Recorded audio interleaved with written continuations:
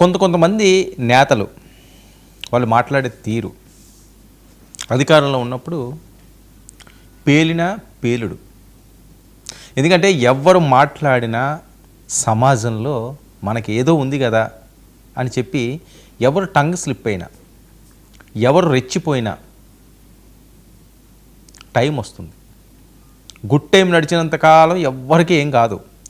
Bad time entry ఇచ్చింది అంటే ఎక్కడికి తీసుకెళ్ళిపోద్దో తెలియదు. చాలామంది జీవితాలు మనం చూస్తుంటాం. ఏ పార్టీ వాళ్ళు అన్నప్పటికీ కూడా నోటి దూలని ఆపుకోవాలి. ఫస్ట్ ఆ దురదను ఆపుకోవాలి. ఎవరికి నోరు ఉండదు, ఎవరు మాట్లాడలేరు. బూతులు ఏమన్నా నేర్చుకోవాలా, ఏమన్నా ఇన్స్టిట్యూట్లోకి వెళ్ళి లేదా లైబ్రరీలో పుస్తకాల్లో చదవాలా? సామాన్య సగటు మనిషికి బూతు రానివాడు ఉంటాడా? కానీ మన గౌరవాన్ని మనం కాపాడుకోవడం, మన వ్యక్తిత్వాన్ని మనం కాపాడుకోవడానికి వాటి జోలికి వెళ్ళం అంతే. ప్రతి ఒక్కరికి బూతులు వచ్చును, ప్రతి ఒక్కరికి బండబూతులు వచ్చును. రాని వాళ్ళు ఎవ్వరూ లేరు. ఈరోజు పిల్లలకు కూడా వచ్చేస్తున్నాయి, చిన్న చిన్న పిల్లలకు కూడా. వాళ్ళు ఇష్టం వచ్చినట్టుగా తిడుతున్నారు. అంటే మనం ఇచ్చే ట్రైనింగ్లు అలా ఉన్నాయి. అంటే విచక్షణ కోల్పోతున్నాం. విజ్ఞానాన్ని మన చరికి చేరనివ్వట్లేదు. అజ్ఞానంతో కళ్ళు మూసుకుపోయి పేలిన పేడుళ్ళు ఇవన్నీ కూడా. జోగి రమేష్ ఆయన చాలా ఫీల్ అయిపోయాడు, చాలా బాధపడిపోయాడు. నాకు తప్పుడు చేస్తున్నారన్నారు, కోర్టులకు వెళ్తున్నారు, సిబిఐ కావాలంటున్నారు, నేను ఏ పాపం కూడా ఎరగను అని చెప్పి ఆయన మాట్లాడుతున్నాడు. సరే ఓకే, ఎరగడేమో, ఆయన అంత కాన్ఫిడెంట్గా చెప్తున్నాడంటే సరే విందాం. కానీ గతం ఒక్కసారి గుర్తు చేసుకున్నావా జోగి రమేష్ అంటూ నెటిజన్లు బాదుతున్నారు, డైరెక్ట్గా బాదుతున్నారు నెటిజన్లు. మరి ఆ చిట్టా కానీ విప్పితే, అవి కానీ వినిపిస్తే చెవులు రెండు మూసుకోవాలి. ఏంటి అసభ్యం, ఏంటి చండాలం, ఏంటి దరిద్రం? ఒక రాజకీయ నాయకులు పబ్లిక్ మీటింగ్లో మాట్లాడవలసిన మాటలా ఇవి? పేలిన పేలుడా ఇది? మరి దీన్ని ఏమనాలి? ఇలాంటి వాటి మీద వాళ్ళకి మనోభావాలు దెబ్బతినవా, కోపాలు రావా? జగన్మోహన్ రెడ్డి గారిని ఆయన పట్టాభి అన్న మాటని ఎంత వైరల్ అయింది, అది ఎంత మనోభావాలు దెబ్బతిన్నాయి. ఇళ్ళ మీద కూడా మనం వెళ్ళాం కదా, పార్టీ ఆఫీసుల మీద కూడా మనం వెళ్ళాం కదా. మరి వాళ్ళు మనుషులు కదా మిగతా వాళ్ళు? వాళ్ళకి మనోభావాలు ఉండవా? వాళ్ళకి క్యారెక్టర్ లేదా? వాళ్ళ నాయకులు కాదా? ప్రజల్లో వాళ్ళకి మద్దతు లేదా? ప్రజలు వాళ్ళని దేవుళ్ళ భావించట్లేదా? పవన్ కళ్యాణ్ లాంటి వ్యక్తుల్ని కోట్లాది మంది ఉన్నారు అభిమానులు. మీకు ఎంతమంది ఉన్నారో తెలియదు కానీ, ఎందుకంటే సినిమా యాక్టర్ కాబట్టి అది యాడ్ అయ్యింది. మెగా ఫ్యామిలీ నుంచి వచ్చాడు కాబట్టి, చిరంజీవి గారి ఫ్యామిలీ నుంచి ఇంకా యాడ్ అయింది ఆయనకి. కొల్లలుగా ఉంటారు. అలాంటి వాళ్ళని పట్టుకుని పచ్చి బూతులు మనం తిట్టేమే, అకారణంగా ఇష్టం వచ్చినట్లుగా పేలేమే. మరి అవన్నీ ఈరోజు ఎందుకు తలుచుకోవట్లేదు? మనం కటకటాల వెనకాతలు కూర్చుని స్మరించుకుంటున్నామా? చేసిన తప్పు పశ్చాత్తాపం ఏమైనా కనిపిస్తున్నదా అంటున్నారు. నెటిజన్లు మాట్లాడే మాటలు, నేను మాట్లాడే మాటలు కాదు, విత్ ప్రూఫ్స్తో, పక్క వీడియోలతో లోకేష్ గారిని, చంద్రబాబు నాయుడు గారిని, పవన్ కళ్యాణ్ గారిని ఎంత దారుణంగా మాట్లాడారంటే వాళ్ళ అండంలో తప్పే ఉన్నది అని అనిపిస్తుంది. ఒకప్పుడు పవన్ కళ్యాణ్ గారు కూడా ఎవరైతే నా కుటుంబం విషయంలో నన్ను ఇష్టం వచ్చినట్లుగా మాట్లాడి ఆ స్టారు ఈ స్టారు అన్న ఎవడైతే వాళ్ళు ఉన్నారో వైసీపీ నా కొడుకులు, చెప్పిచ్చు కొడతాము అని చెప్పి డైరెక్ట్గా చెప్పు తీశారు. అది తప్పనే చెప్పాం. మెడల్స్ ఎవరు వేయలేదు. అలా మాట్లాడకూడదండి. వేరే రకంగా ఉండిలో ఉంటే మీరు విమర్శించండి. చెప్పులతో కొడతామని చెప్పి ఆ రకమైన మాటలు మాట్లాడకూడదనే మాట్లాడాము. తప్పే ఉంది. ఎవరైతే ఏంటి, ఎవరు మాట్లాడినా తప్పే. జగన్మోహన్ రెడ్డి గారు మాట్లాడినా, పబ్లిక్గా ఒక సీఎం స్థాయి వ్యక్తి భార్యల కోసం మాట్లాడినా తప్పే. చంద్రబాబు నాయుడు గారిని నిండు సభలో అవమానించి భువనేశ్వరయ్య గారిని మాట్లాడినవి తప్పే. ఎవరికెవరు సపోర్ట్ చేస్తున్నారు, ఎవరికెవరు చూస్తారు, తప్పు తప్పే. దాన్ని ఎవరు కాదని లేనిది. ఎవరు తప్పు చేసినా తప్పే. ఎవరో దైవాంత సంభూతులు కాదు రాజకీయ నాయకులు. ప్రతి ఒక్కరూ గుర్తెరగాల్సిన అంశం ఇది. పైనుంచి ఊడిపడలేదు.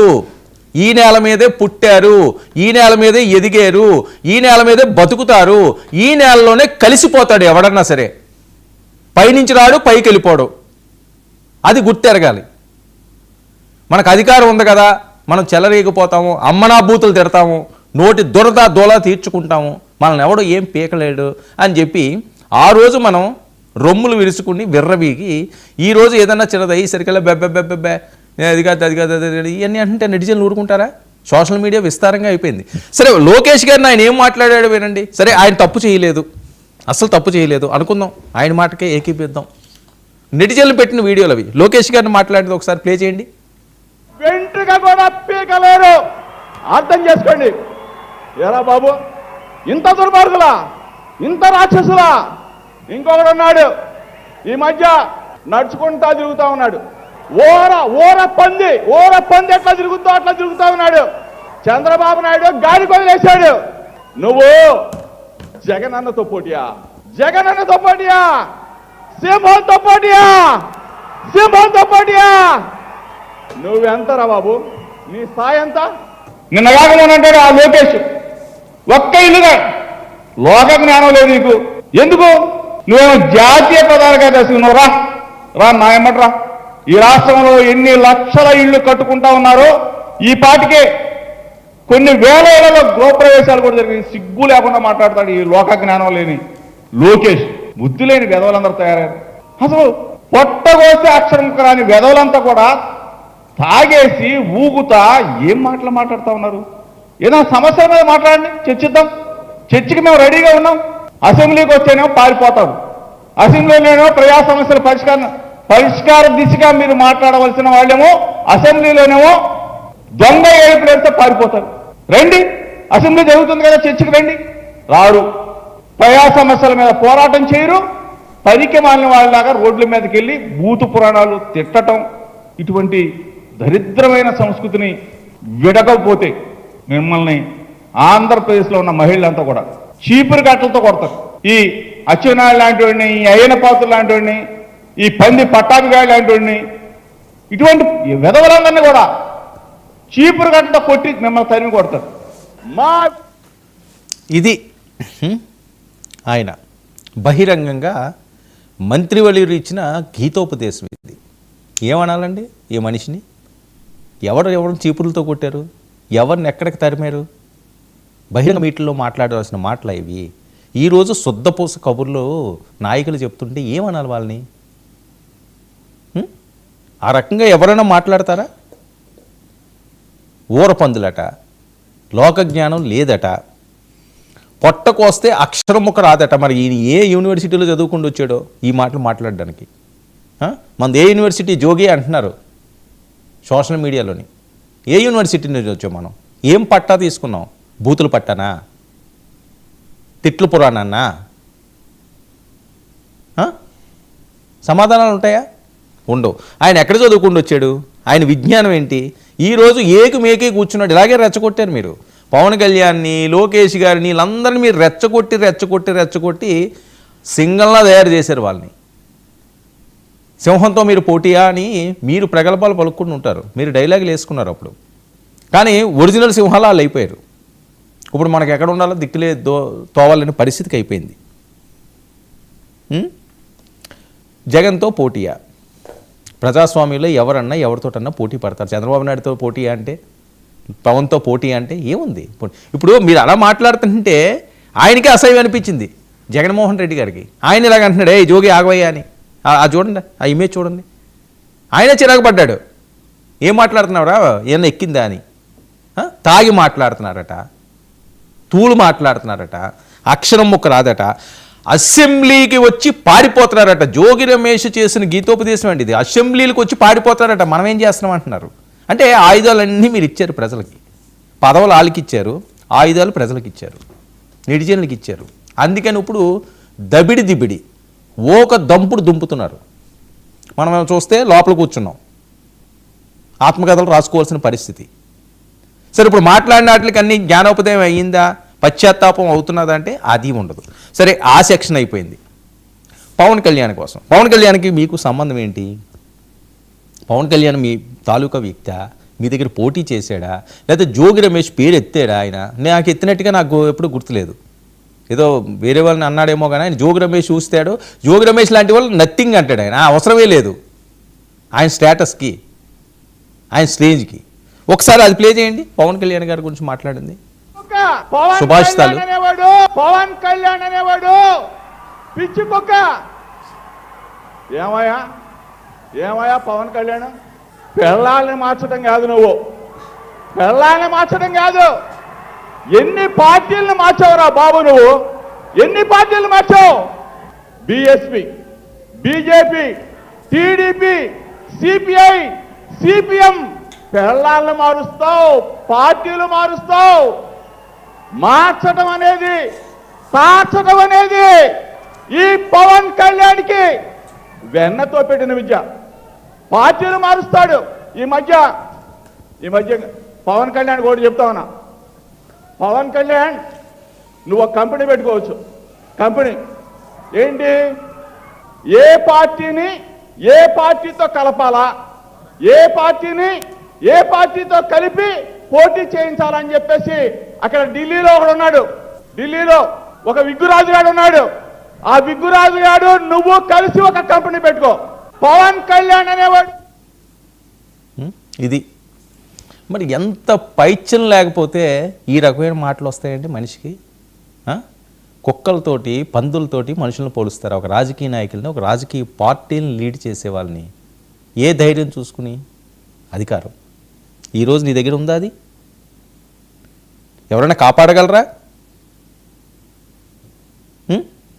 అంటే ఇవన్నీ కూడా గుణపాఠాలు కావాలి. ఏ పార్టీ? నేను ముందే చెప్పాను, నేను వైఎస్ఆర్సీపీ గురించి మాత్రమే మాట్లాడలేదు. అది తెలుగుదేశం పార్టీ అవనియండి, జనసేన అవనియండి, బీజేపీ అవనియండి, ఏ పార్టీ అవనియండి, దేశంలో మనకు అధికారం ఉంది కదా అని చెప్పి విర్రవీగిపోతే కొమ్ములు ఇడిసేస్తారు,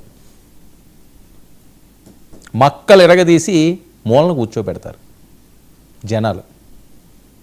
చీపురు కట్టలు అన్నారు చూసారా, అది కూడా అవుతుంది ఈ రకంగా మాట్లాడిన వాళ్ళకి. మార్చడాలు తార్చడాలు అంటే అసలు ఏమైనా సంబంధం ఉందా? ఎవరికి నచ్చిన పార్టీతోటి వాళ్ళు వెళ్తారు. ఇప్పుడు మీరు వామపక్షాలతో కూడా వెళ్తారు అని చెప్పి చర్చలు జరుగుతున్నాయట. తప్పే ఉంది? ఓ సింహాలు లేకపోతే పులులో లేకపోతే ఇంకోటో మీకు నచ్చిన పేర్లు పెట్టుకుంటారు కదా, పెట్టుకుంటే వెళ్ళండి, గెలండి, ఎవడొద్దన్నాడు? మిగతా వాళ్ళ గురించి మాట్లాడే హక్కు ఎవరిచ్చారు? విధానపరంగా ఏ రోజన్నా మాట్లాడారా? ఎప్పుడైనా ప్రశ్నించారా? బూతులు, తిట్లు, లేకపోతే కక్షలు, ప్రతీకారాలు, పొడుచుకోవడాలు, తిట్టుకోవడాలు, దోచుకోవడాలు, దాచుకోవడాలు. ఇది రాజకీయ నాయకుల తీరు. జోగి రమేష్ తోవలోనే ఇంకా చాలామంది ఉన్నారట, ఇక్కడితో ఆగిపోలేదు అంటున్నారు ఈ రకంగా మాట్లాడిన వాళ్ళు. జోగి రమేష్ పశ్చాత్తాప పడాల్సిన సమయం ఆసన్నమైంది. ఎందుకంటే బయటికి తిరిగి సీన్ లేదు కాబట్టి 4 గోడల మధ్య శ్రీకృష్ణ జన్మస్థానంలో ఊచలు లెక్క పెట్టుకుంటూ పశ్చాత్తాప పడాలి ఇప్పటికైనా సరే. ఇలాంటి మాటలు మాట్లాడే వాళ్ళకి అమ్మో ఇలా మాట్లాడితే రేపు మనకి ఇబ్బంది తప్పదేమో అని చెప్పి ఒక్కసారి ఆత్మ విమర్శ చేసుకోవాలి. ఏ పార్టీ వాళ్ళు అన్నప్పుడు నేను మళ్ళీ రిపీట్ చేసి చెప్తున్నాను, నేను వైఎస్ఆర్సీపీని ఉద్దేశించి మాత్రమే ఇది నేను మాట్లాడలేదు. ఏ పార్టీ వాళ్ళైనా ఆ రోజు పవన్ కళ్యాణ్ గారు మాట్లాడినా తప్పే, లోకేష్ గారు మాట్లాడినా తప్పే, చంద్రబాబు నాయుడు గారు మాట్లాడినా తప్పే, మోదీ మాట్లాడినా తప్పే, ఎవ్వరు మాట్లాడినా తప్పే. విధానపరంగా మాట్లాడండి. అంతేగాని మనకు అవకాశం ఉంది కదా, ఒక 5 సంవత్సరాలు మనకి ఇచ్చారు కదా, ఎక్కి తొక్కుదాము, దున్నుదాము, ఇష్టం వచ్చినట్లు పేల్దాము, నచ్చినట్టుగా తైతక్కలాడదాము అంటే ప్రజాక్షేత్రంలో పక్కన కూర్చోబెడతాడు ఇరగ్గొట్టి, ముడుకులు ఎరగదీసి. అదే జరుగుతున్నది ఇప్పుడు. ముందు కూడా అలాగే జరుగుతుంది ఏ పార్టీ వాళ్ళకన్నా సరే. తస్మాత్ జాగ్రత్త. ఇది ఒక బిగ్ వార్నింగ్లా ఉండాలి, ఒక మెసేజ్లా ఉండాలి. మనిషి అన్న తర్వాత పశ్చాత్తాపం ఉండాలి. పశ్చాత్తాపానికి మించిన ప్రాయశ్చిత్తం మరొకటి లేదు. మళ్ళీ మేము వస్తాం, మళ్ళీ మేము ఇలాగే చేస్తామంటే ఆయన కూడా కాపాడలేడు. ఇక మన ప్రైమ్ డిబేట్ విషయానికి వస్తే జగన్మోహన్ రెడ్డి గారు యూత్ టర్న్ తీసుకున్నారు. ఎందుకంటే యువకుల్ని ఎక్కువగా వచ్చి